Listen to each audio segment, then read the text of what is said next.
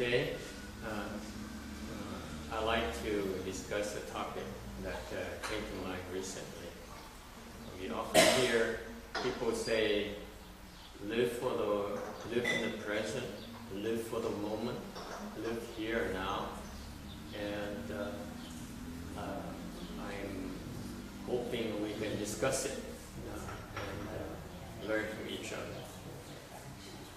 Ngày hôm nay thầy nghĩ là mình muốn bàn về một cái câu mà người xứ này, xứ Mỹ này hay nói thời buổi này hay có chủ trương là chúng ta sống trong cái moment, sống trong cái giây phút này, chúng ta sống trong cái thực tại này, chúng ta sống ở đây, chúng ta sống tại lúc này. Thì hy vọng chúng ta có cơ hội để mà bàn cái câu đó để hiểu, học và học hỏi với nhau thôi. Okay, so I'm sure many of you have heard that phrase, and what does it mean to you? Tôi biết là rất nhiều người nghe cái câu này rồi, đã nghe bàn về chuyện rồi. Cái gì nghĩ sao? Tư tưởng cái gì là sao?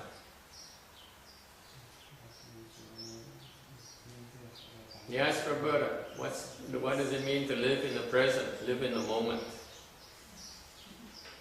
There's a lot of ways to look at that. Yes, how do you look at it? You should appreciate the moment. Okay, appreciate the moment. Hỏi người đệ tử là theo bà nghĩ ra sao? Bà nói có nhiều cách mà giải nghĩa cái đó lắm. Thứ nhất là mình phải biết cái giá trị cái giây phút này. Okay. What else? Yes. To not be distracted by the past or the future. Excellent.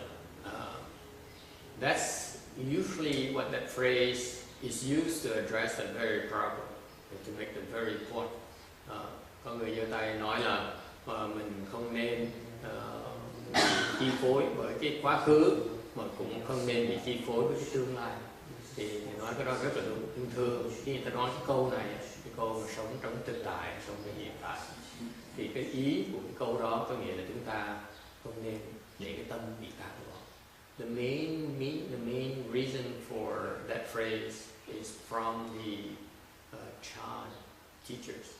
Cái này là theo cái câu này, nguồn gốc của câu này là từ những cái phái thiền tu luyện, thì họ chú trọng, họ nhắc lại cho những cái người trong phía tu theo họ đó là phải nên không nên để cái tâm bị tán loạn. Okay, so that's very good. We tend to be scattered. We tend to have these errant thoughts arise in our mind, and we indulge, and we follow these thoughts. Only that's how we become scattered. We think about the past, we think about the future, and we don't put enough emphasis on the very present. Tại vì khi chúng ta, cái tư tưởng chúng ta đó, chuyên môn có nhiều cái vọng tưởng nó nhảy lên, nó khơi dậy, khiến chúng ta suy nghĩ về cái quá khứ, khiến chúng ta suy nghĩ về cái tương lai, mà ít khi chú ý tới cái hiện tại. Okay. And that's the nature of false thinking. Cái đó là cái đặc tính của cái vọng tưởng. The nature of the false thought is that it's never about the present.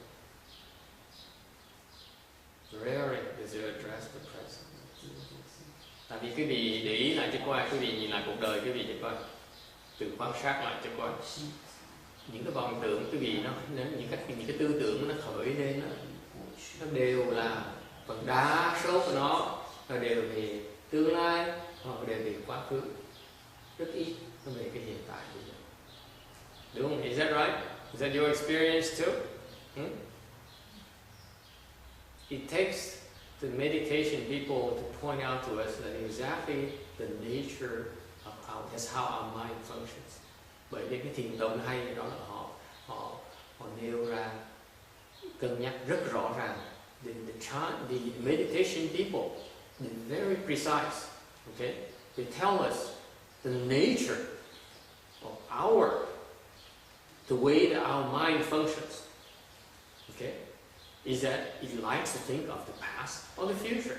It neglects the present. Cái tâm chúng ta đó thích nghĩ về quá khứ, thích tính toán cái tương lai, mà không thích, mà không dám nhìn cái thực tại của chúng ta.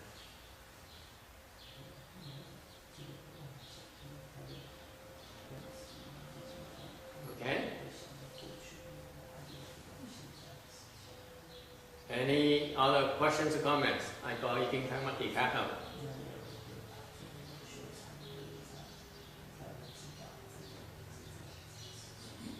Okay, then the more precise phrase is to live here, in the here, to live in the now. Cái câu mà thực tiễn nhất mà tôi nói bây giờ về cái nhóm đó, tôi nói là sống trong cái the now, sống trong bây giờ, in here, sống ở tại đây. What does it mean? It's very precise. It's a very precise way of clarifying what we should be doing to counteract the false thinking tendency we have. Thì cái câu đó nó nhắc chúng ta biết là chúng ta có thể làm cái gì để mà đối phó với cái đặc tính của vọng tưởng của chúng ta. What do you do? You concentrate on two aspects. Cái vọng tưởng quý vị là hai cái phương diện. Number one is space, number one is time, number two is time. Một bên đó là không gian, một bên là thời gian. Okay? You rather think of anything else but here, where you are right now. Okay? That's what you false think. And the nature of false thinking is that you always are going away from where you are. Okay? Cái chỗ này tại đây có nghĩa là chúng ta thường ta không muốn ở đây, muốn rời ra chỗ khác. Okay? And there is a tendency for us. What is the here? Cái chỗ này nghĩa là sao? Tại đây nghĩa là sao? What's here to you? When you hear the word live in the here, khi quý vị nghe cái câu đó là sống ở tại đây, thì trong cái tâm tư quý vị nghĩ là sao? What's your reaction to that? What does it make you think? Live in the here. What does it mean to you?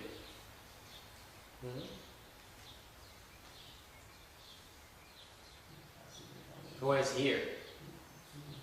This very moment. Huh? This very moment. Here, no, it's space. It's not time yet. We're addressing. This moment. Here is I'm referring to space. Okay, the place. Yes, Vicky. What is Sitting here? here in the temple. Here is where you physically are, right? Cái chỗ tại đây là cái chỗ mình đang có. Okay. More precisely, what is it? Cái chỗ mình tại đây là chỗ nào?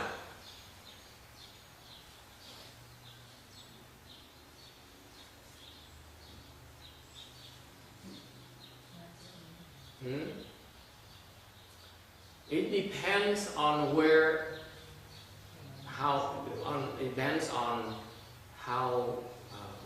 on your level. Tùy cái trình độ quý vị.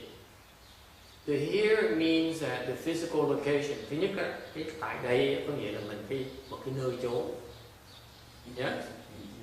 Right? The temple, the shopping center, the ice cream parlor, cái chùa, hoặc là ở cái chỗ siêu thị, hoặc cái chỗ ăn đang bán cà lem. Okay? All those are places, locations. Here means the location. But if you go deeper, here means what?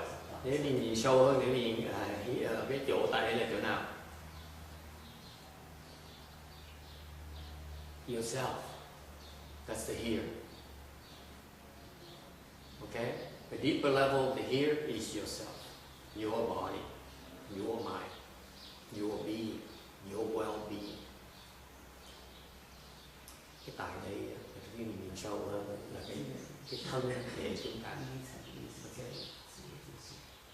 Chúng ta ở trong cái thân chúng ta, we reside inside our body, inside our being. Chúng ta ở trong thân chúng ta, chúng ta ở trong cái cuộc sống của chúng ta. That's the here. Okay. So it really means that to live in the here is to be aware of your body. How is that? Thành ra thầy đề nghị rằng mình sống trong cái chỗ này, ở đây có nghĩa là mình phải tự giác được cái thân thể chúng ta. Okay? It's no awareness.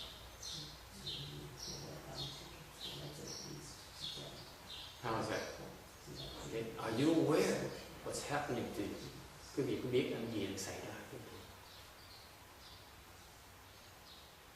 Okay. To me, it has been explained like that before. I haven't heard that kind of explanation before. It's because these practitioners have not understood that phrase yet. Cái này là cái lần đầu tiên mà thầy chưa nghe ai giảng như vậy, tại vì thầy nghĩ là ít người hiểu được cái ý nghĩa của cái chỗ này. Okay. The here really boils down to the first. Here means the very location where you are. Okay. The chair, the place where you're sitting. Thì cái phương diện đầu tiên, trình độ đầu tiên là quý vị phải biết là cái chỗ ở chỗ nào. Where are you? Number two, how are you? How are you?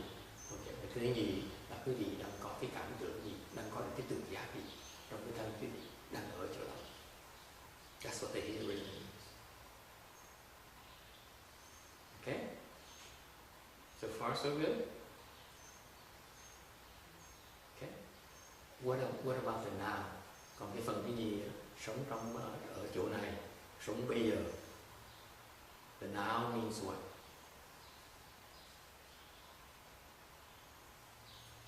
Yeah. The actual moment, the time that's happening. This is the time element here. Thực tại ở đâu bây giờ có nghĩa là mình nói về cái thời gian mà thì thực tại nghĩa là sao? Thì vừa mới nói là cái giây lúc này. What is the very moment?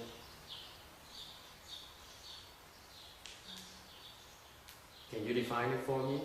Cái giây phút bây giờ là giây phút nào?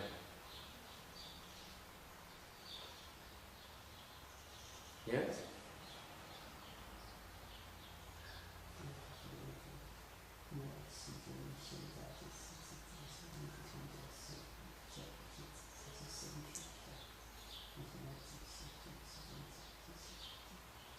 Anyone? Ai có ý kiến này không?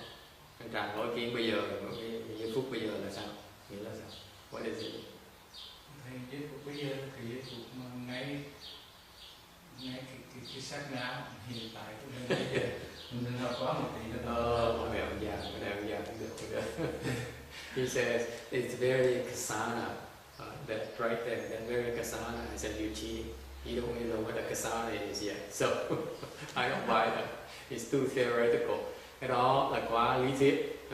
Thầy không tin là anh Tràng thấy được cái sát na. I don't think you are able to see the kasana yet. Are you? Thì con mình giống như là một giây đồng hồ có thể là ăn gian rồi. He says possibly it's like a fraction, like a second. Okay, yeah, you can see a fraction in a second. Yes, you can, but not like a sum. Và thầy nói là cái trình độ Tràng có thể thấy được một gốc của một cái dây, nhưng cũng chưa thấy được cái sát này. Cái sasana is very very fine, you're not there. Tại vì cái sát na là một cái thời gian rất là ngắn, rất là vi tế, mà quý vị chưa tới đó được. Okay? You're not there. So you only know about the concept, but you're not able to dissect it. Mình biết nó thôi, mình chưa trẻ nó ra được. Okay.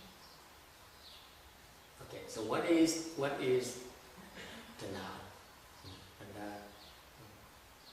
cái giây phút này là sao? Yes. Is it just being conscious about time passing? Close. Particular moment? Close. Very good. Yeah, very creative. That's very, very good. You probably are a teacher. That's why you try to explain things fairly well. That's good. Người nói là mình ý thức được cái thời gian nó đi. Okay. That's close. That's very close. What is? If you ask the real Buddhist, cái gì hỏi cái người mà Phật tử, người hiểu về Phật giáo, they will tell you there's no present. Thì người ta trả lời quý vị không có cái thực tại. It's only the past. Chỉ có quá khứ thôi. Think about it. Think about it. You die. Okay? You don't dare think about it because you die. Because you realize it, then it's a reminder we all die. You know? Cái gì ít người dám nghĩ như vậy, tại vì cái vị nếu dám nghĩ rằng là không có thiệt thực tại, chỉ có cái quá khứ thôi, nó nhắc lại cái vị đang chết. Have you thought about that? If there's no present, that means you're the past. Nếu mà không có thực tại thì quý vị chỉ là quá khứ thôi, quý vị đã chết rồi. Yes, We're born to die. You're born to die. How depressing. Nói là mình sớm sinh ra thì mà chết. Sao mà nghe sao mà chán đời dữ vậy? And everybody has the same ticket, it just depends on when. Yes.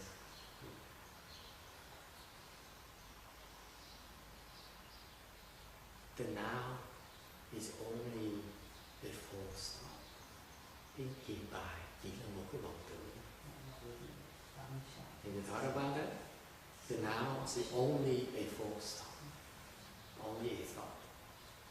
Yes, Vicky. So where are we? If we're not, Where are we? And in we're space not or time? In time. If we're not In time. in now, Okay. and it's already the past. Yes. So where are we? You are in the past. No. We're somewhere. Aren't we somewhere like right before? Like everything is becoming the past.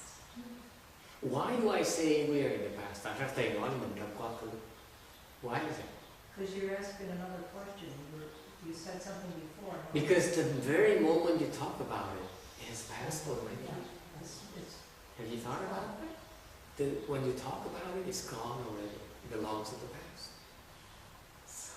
The moment you talk about the present, it's gone already.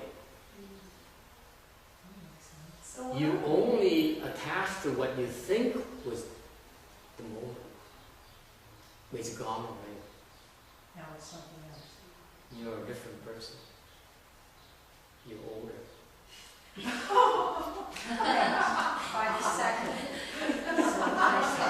By the kasari.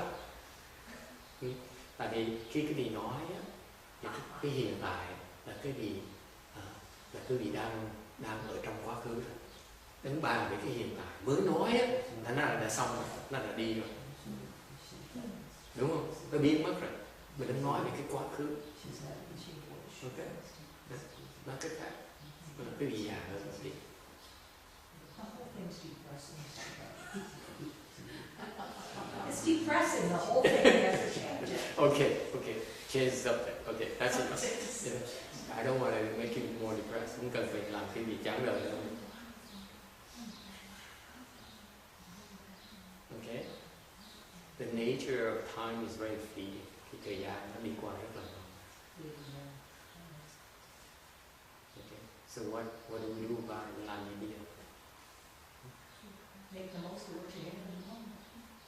Make the most of what we have at the moment. Mình sống, mình hưởng thụ, mình hưởng thụ hết cái giây phút này. Self-enjoy. Cái bài này rất là thích là tự chịu. Yeah. Yeah. Well, it's always So what do we do? Nếu mình chỉ nói cái thời gian nó chạy như vậy thôi, mình làm gì bây giờ? What do we do? Precious time. Hmm? Precious time. You cherish the time, right? You think, the time is so invaluable, isn't it?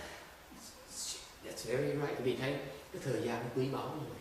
It is so precious. We need to learn to cherish the time. Cái quý báu thì giờ. Agree? Okay. The spaces we need to cherish ourselves. Cái không gian mình phải quý báu cái chỗ, cái nơi chỗ, cái thân của chúng ta. And the time is we need to cherish your time, your lifespan. Cuộc đời mình có cái giá trị của cuộc đời. Phải biết quý báu cái thời giờ, cái mạng sống của mình. You need to cherish your life, your lifespan. Okay? Don't take it for granted. Không nên coi thường. Have you thought about that? It seems like we grow up and we do what everyone else does. And we forget about how valuable, how invaluable life is. The time of this earth. Mình sống, mình đi quen người ta bước trước, cha mình làm gì, cha mình làm gì, làm bước trước làm như vậy. Cha người ta làm gì mình làm như vậy thôi. Ta nói gì mình làm như vậy thôi. Mình quên cái giá trị của cuộc sống này. Mình quên cái giá trị của cái hơi thở này.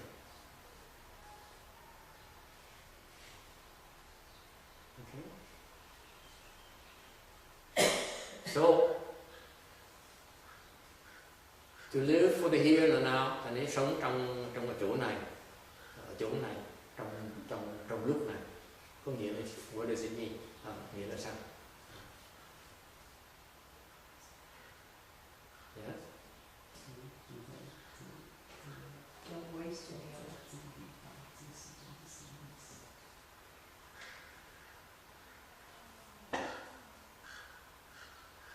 Make the best of what you have.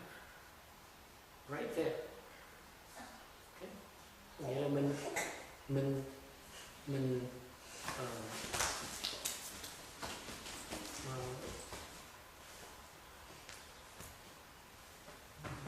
cố gắng hết sức để mà sống trong giây phút, trong lúc đó.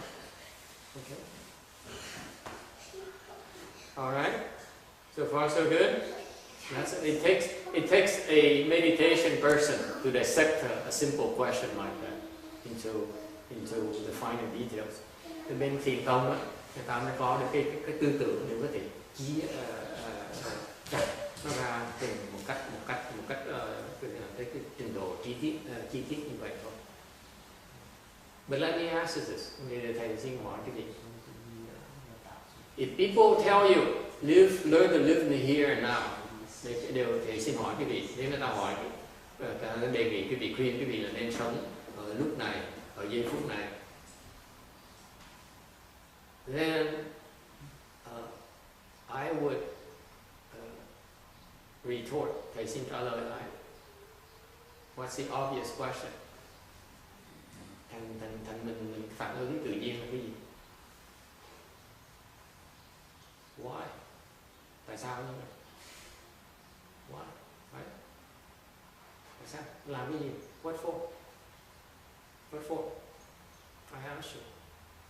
Why do you need to live in the here and now? Thầy xin hỏi cái vị, tại sao mình muốn sống ở đây, mình sống giây phút này? Để làm cái gì? What for? Yes.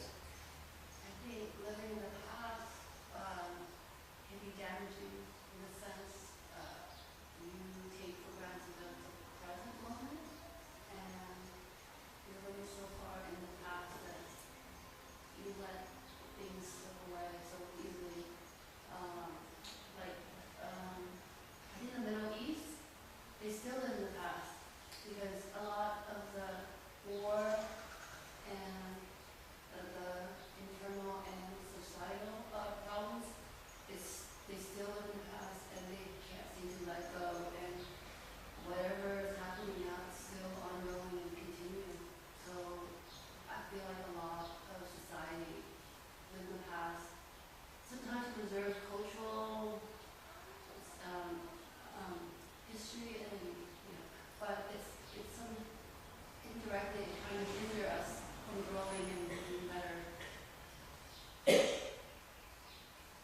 Yes. It also is very helpful for you to mention it a little bit for your sake. Mention a little bit about your thinking about the future. The thinking about the future is simply false thinking as well. Yeah. Okay, it's only your imagination. You convince yourself so important. Okay. Thầy xin thêm một cái mình nói về cái sống trong quá khứ. Thì những tư tưởng mà mình về tương lai thì ra cũng là một cái vọng tưởng thôi. Cái đó chỉ mình tưởng tượng. It's only your active imagination. Okay. That keeps yourself busy. Cái gì muốn cái tâm của nó phải cần làm việc, phải cần suy nghĩ, thích suy nghĩ. Okay. I'm running out of time, so let me bây giờ nó còn eo hẹp, thành ra thầy xin vắng tắt. Okay. I propose to you to say anyone who tells you live in the here and now, okay, is too self-indulgent. Okay. Thầy đề nghị rằng cái người mà nói khuyên cái vị là nên sống trong ở đây, trong thực tại, sống ở đây, trong lúc này, thì cái người đó hơi tự chìm, hơi tự rung chìm một tí. Okay. It's too self-indulgent to me. Okay. Yes, it's a reminder that do not allow yourself to be scattered. Thì thầy đồng ý là cái câu có nghĩa là mình không nên để cái tâm mình tán. Yes, that's fine. However, we have to ask ourselves, why are we doing this? Okay. Mình phải tự suy nghĩ, tại sao mình làm cái này, làm cái gì, mục tiêu là làm cái gì, what is your goal? Okay. Mục tiêu mình là gì? What is your goal in life? Mục tiêu quý vị trong cuộc đời để làm cái gì?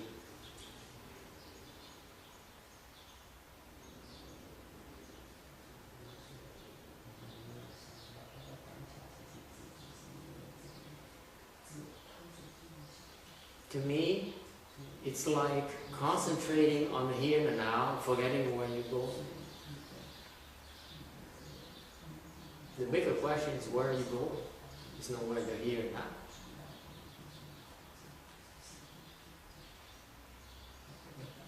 Thầy cũng đề nghị là cái lúc này, cái nơi này vẫn phải chịu quan trọng. Cái quan trọng quý vị đang đi tới đâu? Right? Where are you going? Đừng hướng về thế nào, đừng muốn tới đâu.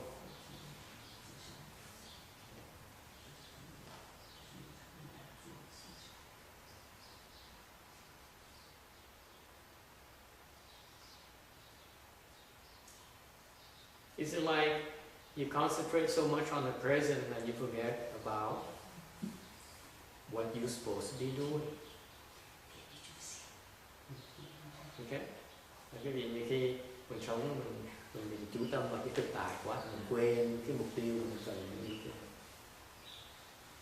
I believe that there should be more long-term thinking, long-term views. Thì quý vị chúng ta phải có cái nhìn nó xa xôi. It takes a long term, a longer view.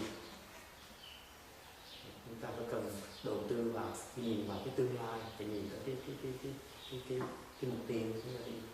It's more important to me. Okay. Where are you going? Where are you heading? Quý vị đang đi về đâu? Yes. I agree with you about the long-term thinking, but there's also that sense of people living too far in the future that they're not doing it in a constructive way of being in the present either. So Then you can speak about the present. Huh? Come again? I was just saying that sometimes people who do have such are goal-driven and ambitious, sometimes they are so far ahead thinking of their long-term goal that they let the present slip by and they're not making good use of their time as well. So I think there needs to be a balance. Yes. Absolutely. Absolutely. It's a very good point. Nói là đồng ý là cái gì trên tương lai chuyện lâu dài. tính toán chuyện lâu dài đều như có những người tại vì ta chỉ đầu tư trong tương lai không, người ta bê cái thực tại, nhưng mà phải cần có cái sự thăng bằng thì nó thay đổi hoàn toàn. Mình phải cần có cái sự thăng bằng trong buổi thực tại của chúng ta. There must be a balance between the present and the future. Okay. Okay. The present is easy to deal with. Tại vì cái thực tại nó dễ. Okay. Nó dễ như vậy. I feel that the more difficult, the more difficult problem is the future. Nên thì thấy cái khó, cái thực tại nó còn dễ, còn cái tương lai nó thực sự là khó. Okay. Because we don't know. Tại mình không thấy được. Okay. The present you can see it, cái thực tại mình còn thấy được. Tương lai mình. All right. Any questions or comments? Ai có ý kiến thắc mắc gì không?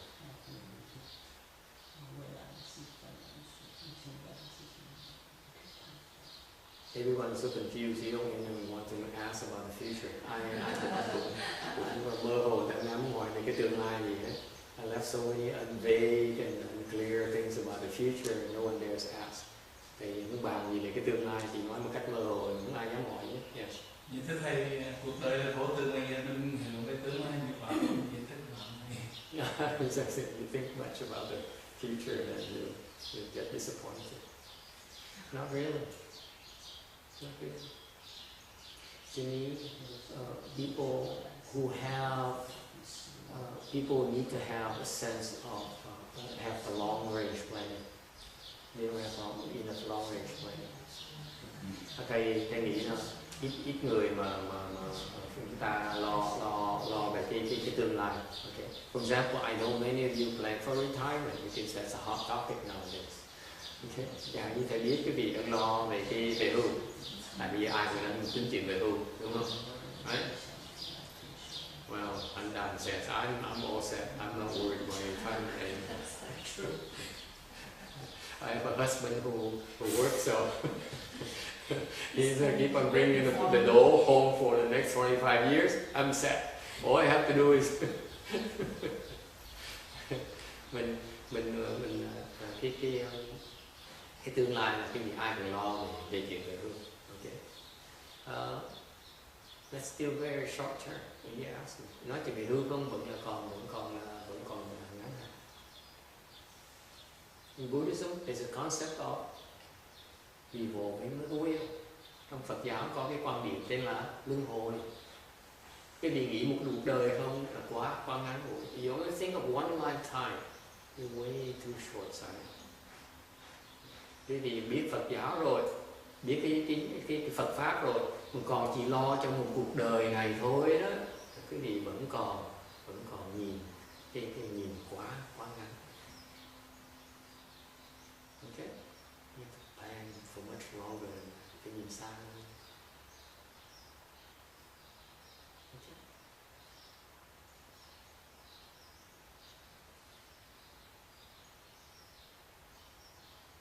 Chính có tụng ưu chính.同意不同意?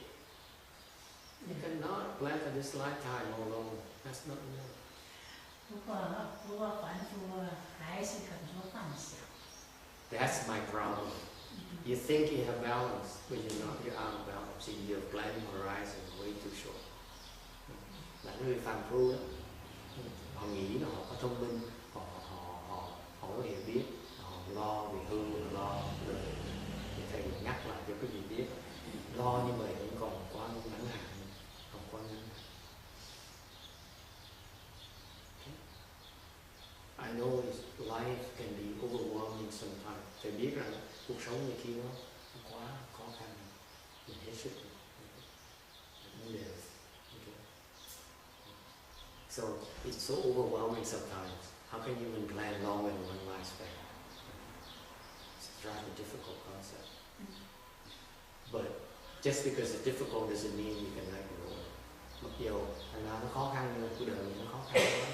Làm sao mình cuộc đời cái cuộc mạng sống này không, cuộc sống này không nó còn khó khăn như vậy. Làm sao nghĩ chuyện sau này nữa. Thì nói mặc dù nó khó là có, nhưng mà phải biết sau này còn có cái cũng quan trọng, không kém gì quan trọng hơn ngay mà sống. I'm stressing to you that the future life are equally important, or not even, or more important than your current life. Okay. Cái cuộc sống sau này nó còn quan trọng hơn cuộc sống bây giờ. Chứ nghĩ đây là một trong mà sống, còn sau này còn luân hồi tiếp tục. Because you only plan for one lifespan, whereas we continue to evolve and live for a long, long time. Cho nên mình phải luân hồi trong rất lâu, rất xa. Okay. Yes. I see it as more hopeful because you have more chance to fix. If you see a short term, if you're not happy in this life, then that's it. So you see more chances than if you're willing to fix, you have more chance of improvement. You're way too optimistic. Better to be optimistic than pessimistic. Cô nói là nhìn cái luân hồi thì có nhiều cơ hội để mình tiếp tục tiến bộ, tiếp tục sửa những cái mình sai. Thì thầy trả lời ngược lại, phải nói là như vậy là cô hơi có gì đó optimistic, lạc quan, hơi quá lạc quan. Yes. I have my own comments because since we are learning Buddhism, to my knowledge is that there is a lot of kinds of Buddhism. But the main two groups that I know is the Mahayana, that is the Jingtu, that's we are Emitofuo, we call it the Dhamma, the Buddha. Right. And the other is Theravada, is mainly on the meditations and yeah. Yes. So since the Buddha's teachings are all, we are learning the wisdom. So what we thought is that human, or not only human beings, are born to die. Mm-hmm. So we have three periods. That is, we have past, we have present, and we have future. Yes. So now we are living in the future. We cannot say that we are not living in the future. But instead of that, I think that things are changing. None of it is permanent or is not everlasting. We have to lose it one day. So we have to prepare this in mind. Right. So what should we do? That we become a being is that because of the karma.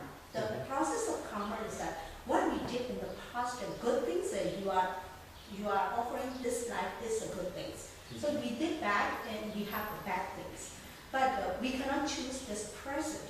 But we can choose the future because we are born to die. So one day we are going to die. Yeah. So we have this mind that why don't you precious? I mean precious means that we are doing the best thing and the good for all the beings. Mm-hmm. So that we can go. So one day we are going to die. So for instance, we die today. So it's this, the life is not at a spot. It's like a line that is continuously going. This life, we are just hiring the human being bodies. So if you don't do good things in this life, in the next life, when you die, where do this, we call it, what you call it, in Chinese is a ling words.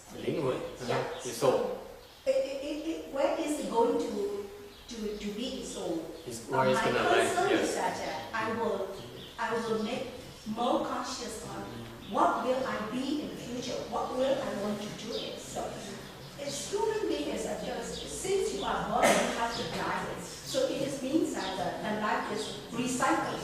So then after a human being dies, all the beings die. So the question is where we are going. So we are going to the sixth level of things.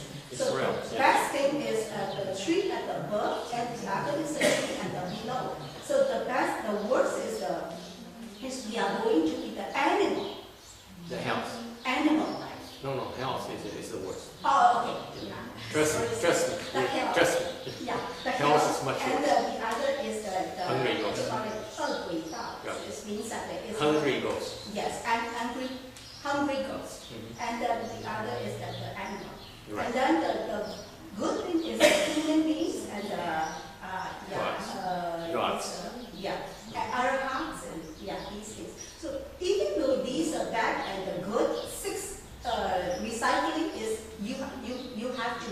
process these things. So if I don't want to these things because I don't want to be born again, I don't want to be suffering the pains and any other things. So I wish that I can prepare, I can choose my future. So that's why I want to practice Buddhism. So why we learn this Mahayana Buddhism like a chanting? Because before the Fazang Fasu become the Buddha, he has the 48 vows. According to this vows, number 18 vows say that whoever listens to his name and preaches all the time and is willing to go to the Western paradise, we call it the Pure Land, that he is welcome to there. So this is my aim that we want to, I want to practice this Buddhism. So, Okay. Thank you, sir. Okay, very good. Bà nói rất nhiều cái rất là hay. You made a very many good points. Let me restate them in our language, our English, so that they can follow you. Okay, but you made very important points. Thì nhắc lại những cái ý của bà nói để cho quý vị hiểu rõ hơn, để có tránh cái sự hiểu lầm.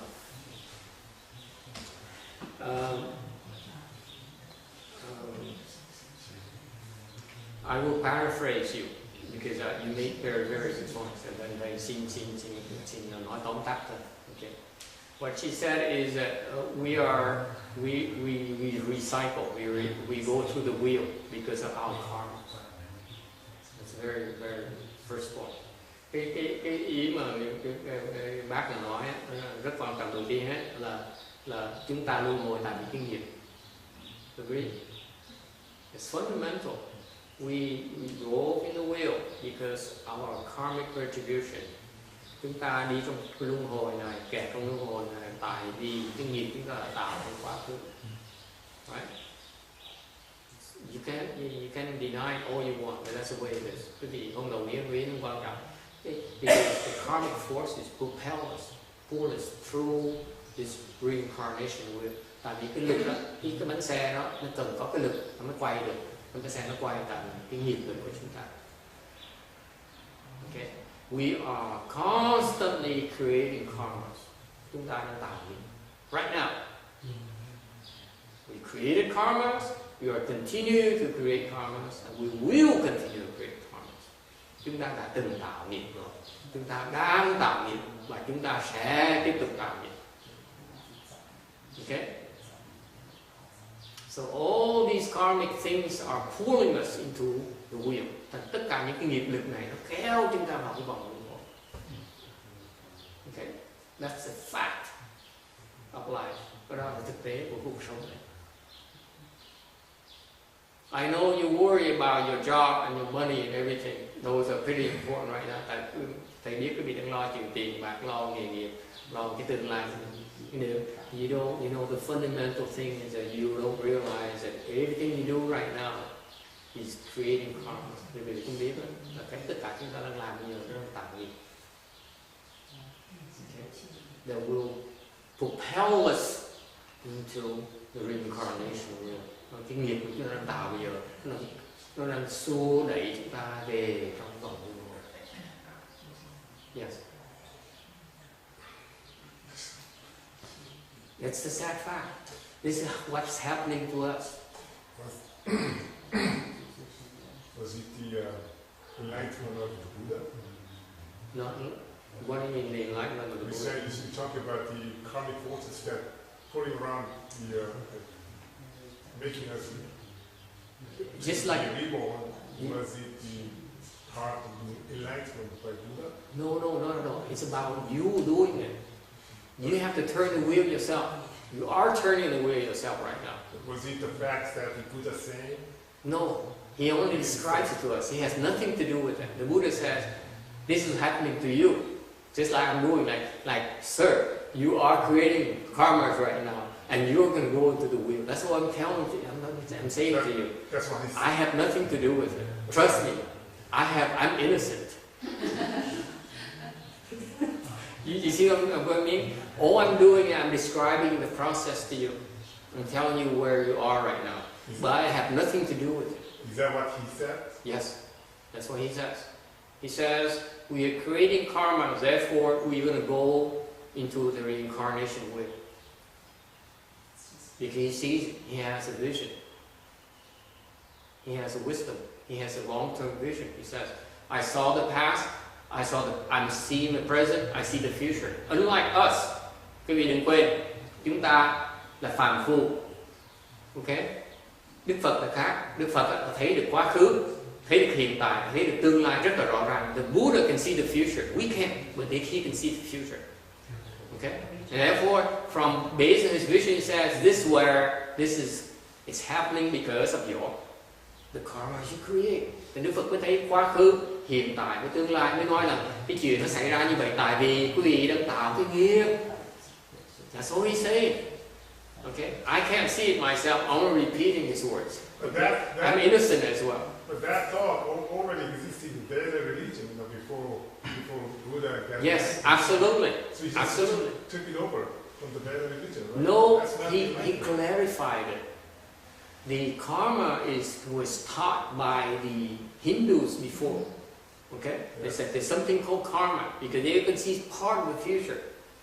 But then the Buddha says, I see from minus infinity in time to plus infinity. They can see this much. I can see this much.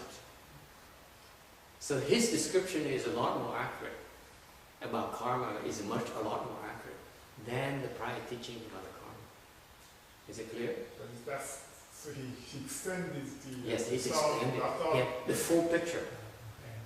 Okay. Là ông nói cái quan niệm về nghiệp đó, cái nghiệp đó, là lúc trước đã có rồi. Trước khi Đức Phật tới á, cái thế gian này đã có rồi. Thì thầy nói rất, thầy đồng ý. Đều cái nghiệp, chữ nghiệp của Phật dùng á, nó rộng hơn. Tại vì trong quá khứ những cái người vị bên về Ấn Độ giáo ta thấy được cái nghiệp lực một cái thời gian ngắn thôi. Cái nhìn họ chỉ thấy cái chuyện này thôi. Phật thấy hết từ đầu chí cuối rồi. Thành ra cái nghiệp, chữ nghiệp của Phật á, nó rộng và nó chính xác hơn chữ nghiệp của cái tôn giáo khác. So clear? Okay. But he says, this is the nature of karma, and therefore I have nothing to do with it. It needs no judge. It needs no governor. It governs itself. It takes care of itself. So I have nothing to do with it. Okay. Thành Đức Phật mới nói cái nghiệp là cái mà nó từ đầu nó xảy ra cho chúng sanh, không cần phải có người quan tòa, phải cần người xử lý, mà cái nghiệp nó từ giải quyết. The law of karma takes care of itself. It's a universal law that needs no giver, no judge. It takes care of itself. Okay? So he took over the thought that existed in the Veda religion, right? And he extended the thought. Yes, he extended the thought. He extended the thought. Basically he said, what you see is correct from that time frame you're able to see. Yes, it's correct. Actually, by the way, it's a lot broader than you think. That's all he's saying. Okay? And Đức Phật nói, cái gì, những cái tôn giáo khác, và trước khi Đức Phật đến đó, ta nói là thấy nó là cái nghiệp, họ thấy được cái nghiệpของcái thời gian đó, thấy được cái nghiệp này, mà tạo cái nghiệp này, nó có cái kết quả như vậy. Thành Đức Phật nói, cái đó đúng, nhưng để quý vị biết không, thiệt ra cái nghiệp này, thời gian nó còn dài, nó vô tận. What's fascinating, you don't realize is that it goes from minus infinity to plus infinity. That's impossible to conceive of. Think about it. We cannot conceive of it. Quý vị nghĩ như vậy. Đức Phật nói là từ cái cách quý vị nhìn còn eo hẹp lắm. Những tôn giáo khác còn eo hẹp. Còn Phật giáo mình nó từ vô tận cho tới vô tận. Nó dễ sợ. Cái trí huệ Phật nó rộng như vậy. That's how deep the Buddha's wisdom is. Like Andan said earlier, I said, I see the opportunity to fix problems. She's alluding to the fact that you acquire wisdom, okay, to resolve these issues. The Buddha's wisdom is that he sees all of this from beginning to end. It's beginningless to endless. That's fascinating about that kind of wisdom. Think about it. I don't understand what you mean by minus infinity. And There's no beginning. Plus infinity is infinity. There's no beginning. You can go back as far as impossible. And you can go as far as to the future as to the infinite. That's the Buddha's wisdom. It's boundless. That's why his vision is so accurate. Okay? So far so good? No, it takes a while for you to understand. This is a very profound Mahayana concept. Beginningless to endless. Cái đây là cái quan điểm về cái đại thừa rất quan trọng. Okay? In Mahayana, Wu Shi means no beginning. Okay? Vô thỉ, nó không có. We don't even know when it began. No one knows when it began. Let me tell you, put it that way. Không có ai biết là nó bắt đầu lúc nào hết. Only the Buddha can see it. Only one type of individual can see it is the Buddha. No one else can. He says there's something called beginningless. Yes, I can see it. You can't. I mean, the Buddha, not me. Thành ra, this is a very Mahayana. Cái này là quan điểm đại thừa rất quan trọng. Không có bắt đầu, không ai thấy nó bắt đầu lúc nào hết đó. Okay? You cannot see when it began. That's what the Buddha, only the Buddha can see it. Mà Đức Phật mới thấy được thôi, là lúc nào nó bắt đầu. To my knowledge, I know that your saying is right, that the Buddha knows everything when it's alive. But the human beings, when they are going to die, on the chance, the moment they are going to die, I have learned that they know where they are going. So that's why the ultimate care, during the ultimate care, we can see a person, face of the person will show us when he is going to die. For instance, in the literature, it is written that one man is a fisherman in his life. Then when he is going to die, he saw 4 signs of death. So one is that because he is a fisherman, he kills a lot of fish. So he see the blood, a lot of blood. So he was frightened. So it was printed in the face of this man. And then and he saw again that because fishes live in the sea and the water. So he himself is just swimming around in the water, so frightened and tired. So the son has a little knowledge. Oh, my father has a very bad sign that he is not in peace. So what he did is that he go and take one of the candle, light it and give it to the father's hands and say that, oh father, please forget everything. You just think about the Emitofuo and go to the peacefully heaven. So at that moment, the father, at the time of, we have consciousness, but at the moment we are going to die, this conscious, we cannot control it. So at that time, the most important thing is the hearing, and a little bit of the vision, but we cannot control the mind anymore. So the father saw the candlelight and saw what the son said, Emitofuo. The father face becomes calm down, and this is the way that we are going to have for the people to go to the good place. We call it the Western Pure Land. If the person around that dying person have enough knowledge to help them. So is that correct? I don't know. Thank you. Yeah. Yes. I'm coming to that. Very, very good point. Very good point.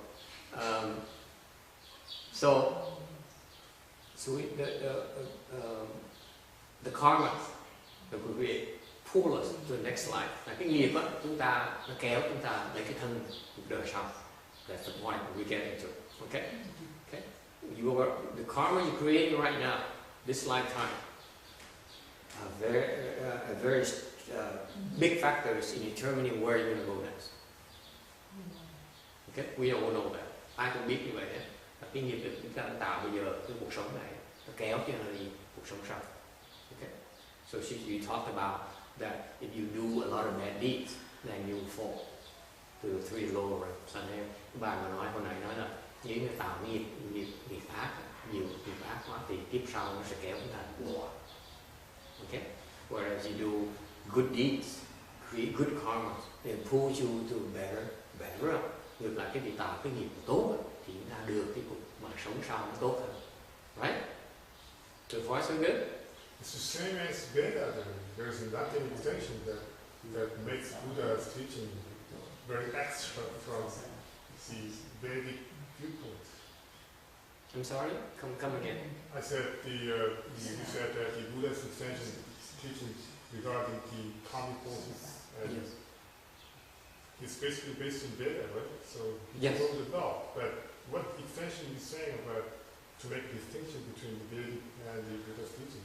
What extra extension was there for Buddha? What extra what? Extension. He's saying there was certain extension that Buddha's teaching different from Vedic religion. Yes. Yeah. What extension is that? He teaches more precisely about what causes you to fall to the 3 lower realms, what causes you to ascend to higher realms. Okay? The other religions, the way they teach it is not as accurate. For example, I use this as because I'm not that proficient, so if I'm wrong, please correct me. Okay? For example, the Catholics, for example, tell you that in order to be near God, you have to do certain things. Okay? Such as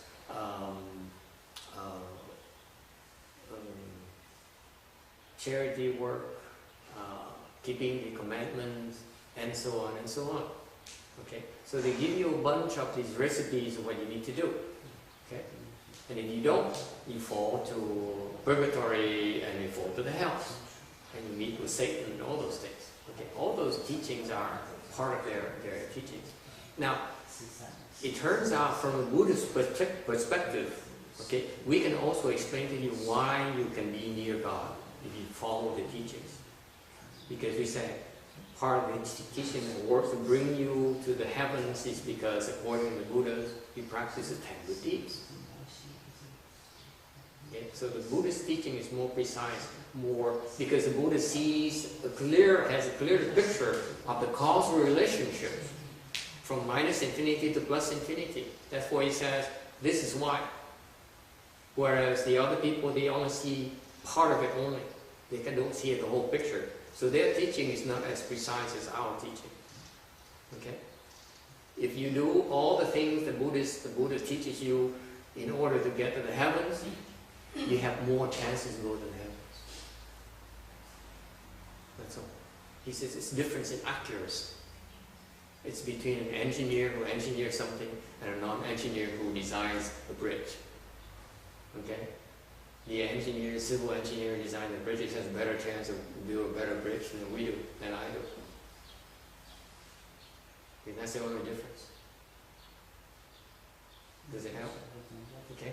So the Buddha says there's some good karmas you should be creating to ascend, to get to better realms. If you're not careful, you create these bad karma. These are considered bad karmas, which will make you fall. Be careful. That's what he said. It's your choice now. Thành Đức Phật dạy rõ ràng nói là nếu như quý vị tạo những loại nghiệp này ấy, thì quý vị sẽ được thăng. Nếu quý vị tạo những loại nghiệp xấu này thì quý vị sẽ được đọa. Cái này cái sự lựa chọn của quý vị. It's all up to you. That's what the Buddha says. Okay. All right. And what this lady here also says is that she feels that her belief is that she wants to get out of the wheel, and one way to get out of the wheel is to go to the Pure Land, Western Bliss Pure Land. Okay. Thành bác nói thêm rồi là cái nguyện vọng một cách mà cái nguyện vọng của bác là muốn thoát cái luân hồi bằng cách đi về Tây phương cực lạc. Okay. But you are wrong. You còn trật cái này, because when you know the general direction, but you don't have the proper knowledge on how to get to the Pure Land. Your knowledge about getting to the Pure Land is very deficient, very inaccurate. Đều cái cách mà bác này hiểu về cái nghiệp để tạo ra những bản sanh nó còn trật, nó còn sơ thiết nhiều. It's very, you still have very erroneous getting reborn to the Western experience. Như bác về những cái tư tưởng bác về cái bản sanh nó còn sớm còn sai lầm nhiều. Okay, and in the interest of time, I'm trying to stop since for half an hour, but I can't.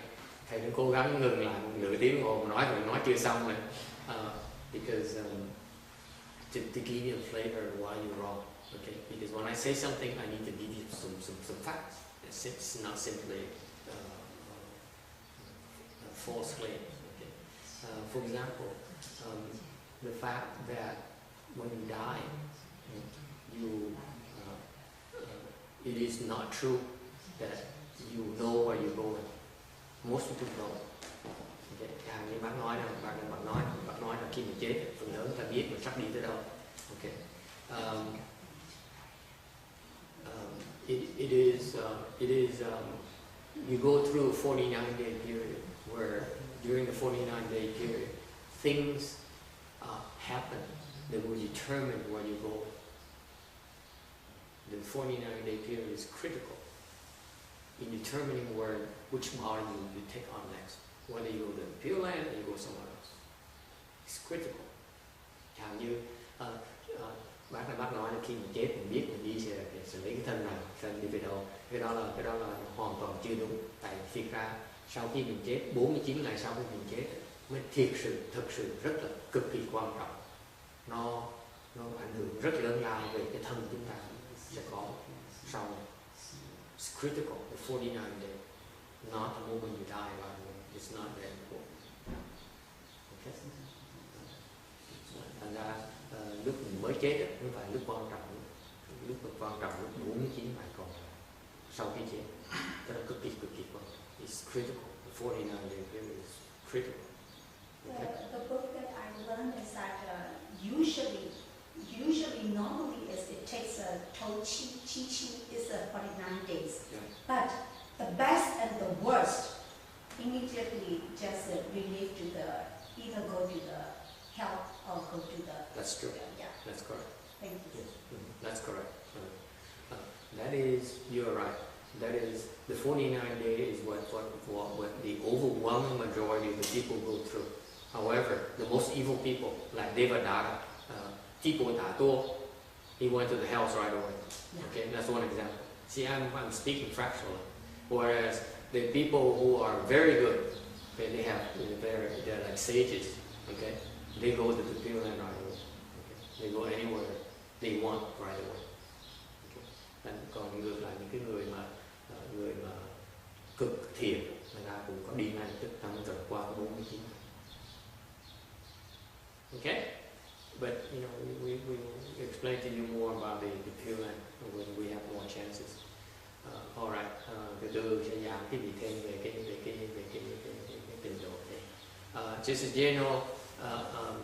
general conclusion, and xin kết thúc lại cái vị. The bottom line is this. Okay.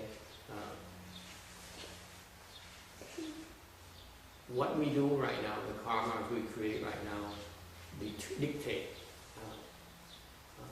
our future. Thành cái nghiệp chúng ta tạo nó ảnh hưởng lớn lao về cái tương lai chúng ta.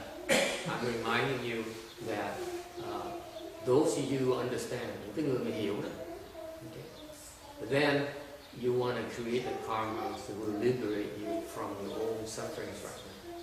Thành ra cái người mà hiểu Pháp, hiểu Phật Pháp thì muốn tạo cái nghiệp để giúp cái vị thoát được cái khổ sở cái gì có bây giờ. Okay? Smart people, wise people create karma that will help them escape and end the suffering. Cái người mà có trí huệ đó là biết tạo cái nghiệp, tròn tạo những cái nghiệp để khiến cho họ liễu cái khổ. And obtain this or that life. Is that clear? It's your choice. Each one of us has a choice. Mỗi người chúng ta đều có cái sự lựa chọn hết. Okay? And so you have to choose carefully. Every single moment, mỗi cái lúc một giây phút nào đó, bất cứ lúc nào đó, quý vị phải đang có cái sự lựa chọn. Every single waking moment in the here and now you are creating karma, so be careful. Thành ra xin kết thúc lại là trong mỗi cái giây phút, trong mỗi cái hiện tại thực tế bây giờ chúng ta đang tạo nghiệp, thành mình phải chọn cái nghiệp cho đúng. So please choose carefully, create the proper karmas, tạo cái nghiệp cho đúng. Okay. Questions or comments? Ai có ý kiến thắc mắc gì không?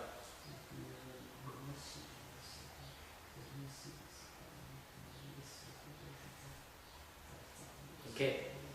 So in some general announcements, anh xin thông cáo quý vị sơ cho quý vị biết.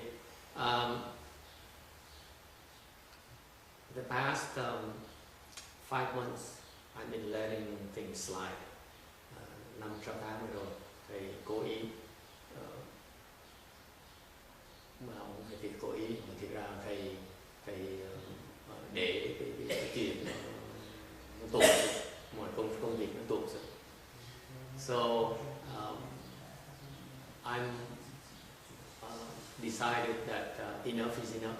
Lúc thầy quyết định là phải đủ rồi, khổ đủ rồi. I put you through enough suffering already. Thầy biết thầy đã làm rất nhiều cái việc khổ sở đủ rồi. Okay, so it's time to move on, and so I'm making plans to go back to cultivation. Thầy nghĩ là đến lúc mà mình phải đổi hướng, phải đổi lại, và bắt đầu tu hành lại. I'm making plans to open the temple on both on the weekend, Saturday and Sunday. Đang dự tính là mở chùa, bắt đầu hoạt động này từ thứ Bảy đến Chủ nhật. Okay. And we plan to teach meditation on Saturday and Pure Land on Sunday. Chúng tôi sẽ huấn luyện ngày thứ Bảy thì huấn luyện về thiền, ngày Chủ nhật huấn luyện về tịnh độ. Okay. The purpose is that we want to teach meditation and we want to do it in parallel, in jointly. And I muốn huấn luyện vừa thiền vừa tịnh độ, to be true to our aspiration, theo cái nguyện vọng của thầy. Because I want to teach meditation to help you build your strength. Dạy về thiền để giúp cái vị tạo cái sức mạnh. So in winter time, it's a Saturday. Saturday. We have to, morning we have to go to work. So some people cannot come in the morning, so is that possible in the evening? I don't know. In the evening? Well, the way I'm thinking is that I'm doing this because there are interest in my students in doing this. Lý do thầy làm này là tại vì thầy phải có nhiều người học trò đệ tử thích làm như vậy. So we probably end up also opening the temples on Tuesdays and Thursdays as well in the evening for meditation as well. Okay. Nếu bắt đầu dạy thiền thì thầy sẽ theo truyền thống như ngài Thiên Hóa, thầy học từ ngài Thiên Hóa là sẽ dạy lớp thiền, mỗi lớp thiền từ thứ Ba thứ Năm, tối thứ Ba tối thứ Năm. Okay. We don't gear towards that. We don't give you time training on Tuesdays and Thursday nights if you wish. Okay, because some of you maybe have to work on the weekend or you know, so we want to open it for you. Có những người có thể phải bận rộn trong cuối tuần, có thể muốn tới tối tới sau khi làm việc tới. So it's up to you. Okay, but we'll make it available for you because I have students, my students enjoy the meditation, enjoy teaching meditation. I will train them to train you. Okay? And I've been training meditation for several years now, so which is I'm running out of things to teach. So thầy đã dạy thiền 7-8 năm rồi, người lớn mà tuần nào cũng dạy là đi hết chuyện để mới dạy. And so it's going to be challenging for me if I continue like this. But anyway, so we do meditation, we teach meditation, and on Saturdays. Okay.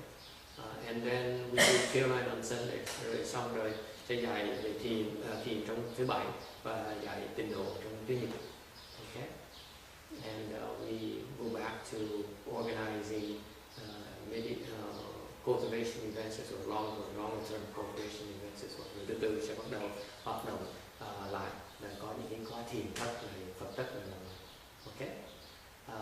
This is assuming that I can resolve 2 small problems I have right now. So how quickly I resolve it, I can resolve it, then the sooner I can start making these schedule changes. Cái đó là tại vì thầy hy vọng có thể giải quyết 2 vấn đề nhỏ nhỏ có bây giờ. It's pretty small but very loud.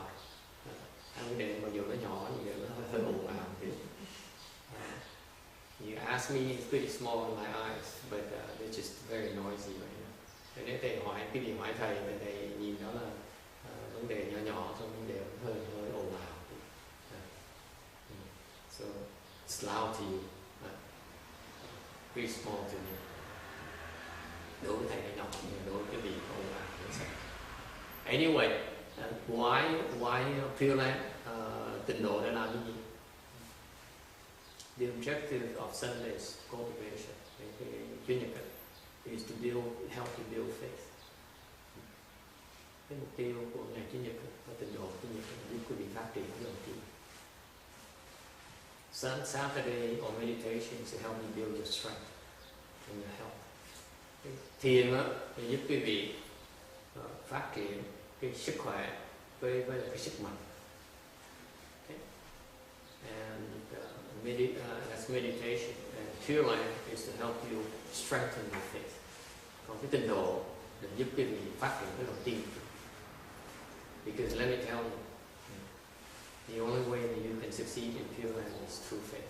Tại vì thực sự với cái tịnh độ, pháp môn tịnh độ nên hoàn toàn nó dựa trên cái lòng tin. Your rebirth depends on your faith. Cái mạng sanh quý vị nó dựa trên lòng tin. Don't think that you have some people recite the Buddha's name for you when you die and you're going to obtain rebirth. Forget it. It ain't going to happen. Đừng có nghĩ rằng là cái gì nhờ người ta niệm Phật giúp quý vị niệm Phật để khi quý vị xong cuộc đời đó thì quý vị sẽ được vãng sanh. Thầy nói thẳng quý vị đừng là hàng. Không dễ vậy. You need to have deeper faith in that. Cái lòng tin quý vị không phải thâm sâu, much deeper faith. Much deeper. The proof is that you're still here. You keep believing the wrong things. Lý do cái bằng cớ thầy có là khi còn như hồi bây giờ ngày hôm nay mới có mặt ngày hôm nay. Tin sai lầm. Your faith is not deep enough yet. Cái lòng tin quý vị chưa đủ sâu. That's why you're still here. Bởi vì mình còn ở đây. Okay? The only way to make it is through faith. Duy nhất là có lòng tin.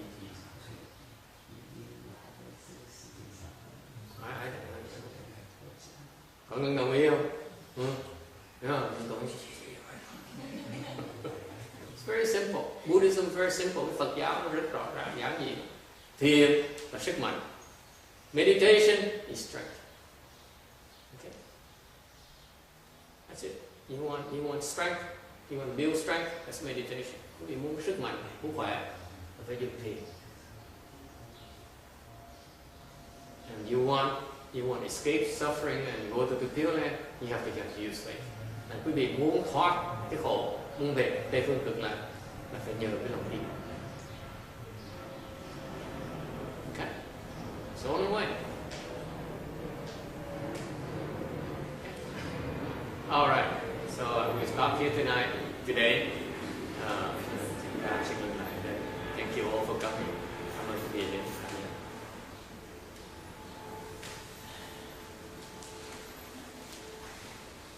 Let's do the transfers. We will give you more details soon. Chúng tôi sẽ tuyên bố chương trình rõ ràng hơn trong tương lai này.